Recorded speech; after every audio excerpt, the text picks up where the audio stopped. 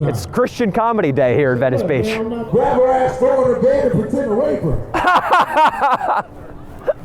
I'm such an easy audience member. All you have to do is say rape. Can I hire you for a gig? My cousin's turning 12. I think he'd be perfect for his birthday party. I want to shout out Aston Kutcher who came over here to talk to me today. Hire me for whatever bar mitzvah you want, bro. Shalom. Well, I'm not Jewish. He's a good Catholic boy. Sure, you're not Jewish. Girls, gather around. He's about to get back into his rape material. Every woman wants to be raped.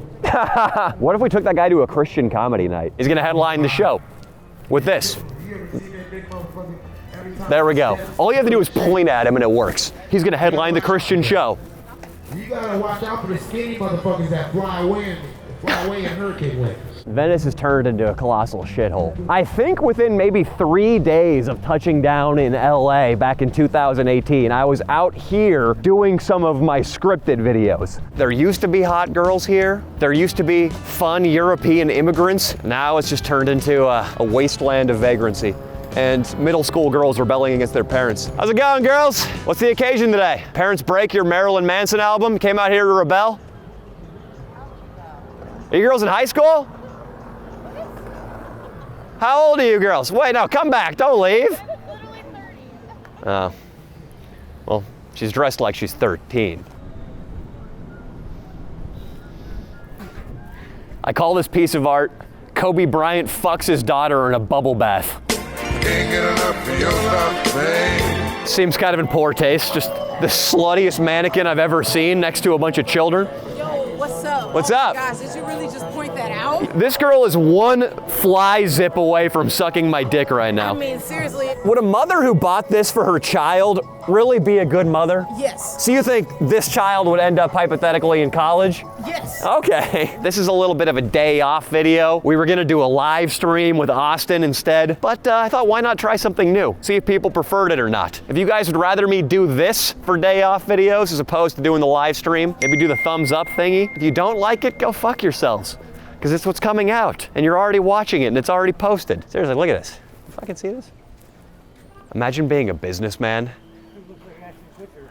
That's the second time I've heard that today, and I don't know if it's supposed to be a burn, but that guy used to be a male model. You buy this fucking house, and like, who do you think bought this? Maybe like one of the upper level execs at Toyota? You think you're gonna be impressing like the foreign Toyota corporate board? These guys straight out of Tokyo, and like, oh, I'm gonna bring them over to my place, wine and dine them, get some deals done, and they come over and they see this.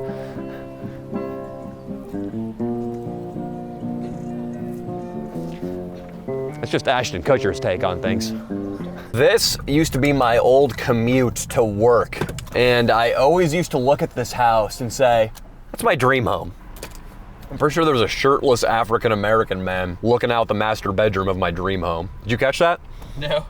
I'm gonna call the police. I like that house. I like this street. I would drive it every day to work, do the morning commute, which was a goddamn nightmare, but this would be my one last little moment of respite before I got to my job, which is right around the corner. We're getting into the better part of LA, but clearly we're not safe. It's still about $1.5 million for a 3-bedroom family home, but your family's gonna have to trudge through human shit.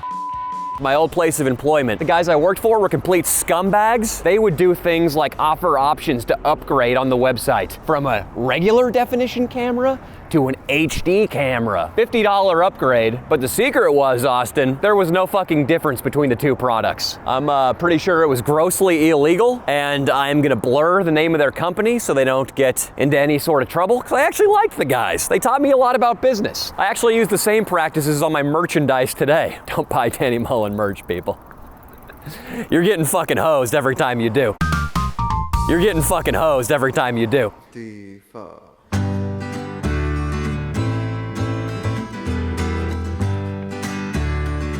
I washed up on these shores on the edge of campus in 2011 fall. My outfit, my uniform, if you will, when I was in college, Austin, was board shorts, a tank top, and sandals. You don't even need me to describe my personality at that point. Any guy who wears that uniform around campus is a fucking douchebag and a loser. Look at these frats, Black Lives Matter. You know what that is, Austin? That is a desperate attempt to deflect Me Too accusations. Here's one right now. It's a real shame what happened to George Floyd. Like, Breonna Taylor, say her name, dude. Meanwhile, there's Still the dripping pussy juice from an unconscious pie-fi on his penis. There are so many stories of felony level destruction we committed at this school. This was known as Pike, and it was notorious across campus as being the roofie house. One night, I got let in by my buddy Umber, who had friends there. Umber and I were up there uprooting their satellite dishes like turnips and then throwing them off the roof. I guess Kobe Bryant, who went to the NBA right away when he was 18 here in Los Angeles, he felt bad about missing out on his college experience. One of the things that I always used to do is get in my car and drive around the campus of UCLA. And I'd see kids hanging out in fraternity houses, and then I'd even wonder, fuck, did I make the wrong choice, man? Did I fuck up? I think he probably would have had a good time joining Pike because of their predilection for rape. Thought that was gonna be all sensitive there, didn't you? There was a switch on the back of Sigma Pi. I'm really proud of myself actually that I sniffed this out. I found the main circuit breaker on the side of a frat house, and at will I could go over there and just turn off all their power. Let me see if we can go have a look-see right now. Ooh. Woo!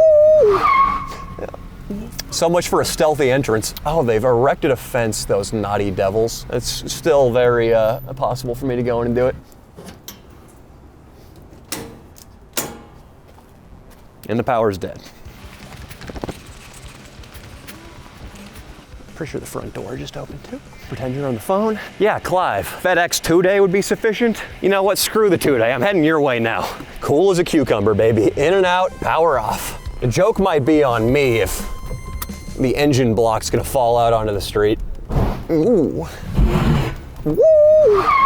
These dining halls offer exceptional cuisine choices. All you can eat, and it was completely funded by my parents. I think it was completely funded by most everybody's parents because these were all privileged, rich California kids who came to this school. It wasn't bad. Hot chicks, free, good food, and yet still I always had something to bitch about. Some meaningless history assignment, some missed opportunity to get blown in the basement of a frat house. Oh, she took that better than I expected she would. House 5 was my first home when I got to UCLA. My dorm was up there. There was one of those chicks down the hall, Austin, I know you can relate, who is just a big fatty, just this big fatso who became infatuated with yours truly. And I remember, because I had no developed personality at this point other than wearing tank tops and flip-flops, I was telling a joke one night, and it was not an original joke. I was just reciting something I'd heard in a Louis C.K. special. It's the bee joke, where he's likening his own belly and just physical state of disrepair to an old car you have in your backyard that's full of bees. It's got bees in it. I didn't take care of it. It's full of bees. Completely butchered it, and she still cracked up at my shitty joke. So one night I showed up in House 5 in a blackout, just fucked the back of her throat against my headboard, and then released her back into the hallway. The next day, I went about my business as if nothing had happened. It wasn't like I was gonna take her to a romantic breakfast. But she, of course, was just badgering me for affection and attention. After she realized a week later she wasn't gonna get it, she told everybody on our floor that I was a huge piece of garbage. And you know what? She was accurate. This was actually my first dorm, because I came down here for a summer session. Austin just said, look how nice this is. And it really does set kids up for a terrible transition into the real world. You're living there for free. You're eating at what equates to a Michelin star restaurant every night. The girl above you is the hottest girl you've ever seen. The girl below you is a giant slut. That girl's got huge titties. Like, how can a guy go from this to doing what I did, which is going and being a security guard at a shitty Sacramento bar? It's a rough transition to make. And I struggled with that for a lot of years because after I left LA, it was up to Sacramento, it was up to San Francisco, and those were some of the most rudderless, depressed times of my life. Because I knew I wanted to be a writer, but I found out pretty quickly chasing your dreams isn't as glamorous as whoever the fuck on Instagram makes it seem. When some 22-year-old fashion influencer puts out a story with her jump roping and her titties pressed together, and the text on top says, "Don't be afraid of anything, chase your dreams." She doesn't realize that's gonna mean getting yelled at by your dad for being a delinquent. She doesn't know it's gonna mean pushing around a lawnmower behind a vacant lot in Clear Lake to try to make ends meet. She doesn't realize at one point you're gonna be in front of a urinal on Super Bowl Sunday, pulling the chunky vomit out of the drain because somebody threw up where they weren't supposed to throw up. It was maybe 6 years of that style stuff until I had my break. Think I can run some college game right now? You want me to show you the exact move I would use in college? Hey, excuse me? I drove by earlier and I just thought you were really cute and I wanted to come say hi. What's your name? Bree. You go for a jog, Bree? I'm perceptive. It's a quality you want in a man, Bree. Well, I'm not so much, I don't know who this guy is. He's taken a serious interest in my personal life. Bree, don't turn your back on me or the cameraman. It's gonna be the biggest mistake of your life. Austin, you cock-blocked me right there. I'm gonna come out and say it. Yeah. That was going well, you fucking dick. Okay, so we're descending now into Westwood Village. This place right here, Stop Market. The guy inside was straight out of Israel and a caricature of a cheap Jew. Think Watto from The Phantom Menace. Remember that? Remember that guy? Little floaty guy who sold pod racers? Yeah, like, hey, Nubin! Pretty much Watto in human form worked at Stop Market. And I would go in there and try to buy something as innocuous as a pack of gum. And it would always turn into, how much will you pay? What is this, $125? No, how much you pay? I give you a good price. It's like, dude, this is not an Arabian caravan bazaar. Like, just let me get my fucking Wrigley's and get out the doors. No, how much, you buy two? I give you for $175, my friend, only for you. And pretty soon he developed a reputation as Shady Mart. Everybody just called it Shady Mart. And it should have been Shyster Mart, I think is what they were really searching for, which is sort of an anti-Jew slur. Shyster Mart, you know what? They should just call it Market. You recognize this place, Austin?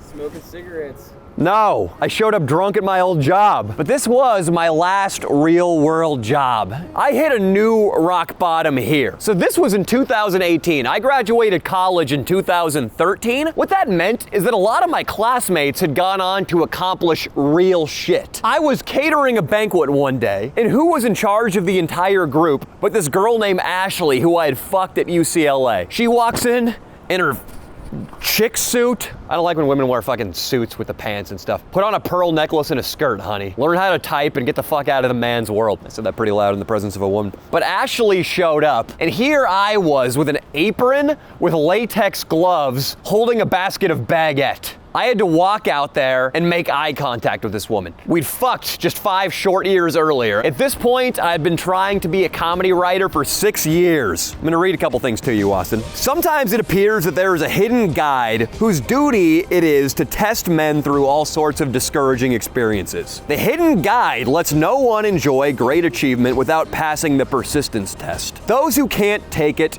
simply do not make the grade. I don't think there's a better definition of taking it than having to swab a table right in the front of the nose of a girl you fucked 5 years earlier. The person who makes persistence his watchword discovers that old man failure finally becomes tired and makes his departure. I think old man failure, the guy who had been jerking off to my failed attempts of becoming a comedian for the last 5 years, I think he saw that. I think he saw me folding the napkin in the lap of a beautiful Asian girl who used to willingly have sex with me, who now made about 18 times as much money as I did. He saw that and he realized that I wasn't fucking around. He's like, shit, this kid's gonna become a comedian. There's nothing I can do about it. He won't give up. It's been 6 years. He's just been mortally humiliated. And right after he clocked out, he went home, he wrote a cock joke, he edited a shitty video where he made out with an 83-year-old lady, and he showed up at work at 6 a.m. the next morning. Old man failure. He's got a limp, by the way, and he walks with a cane. He took one last look at me, shook his fist,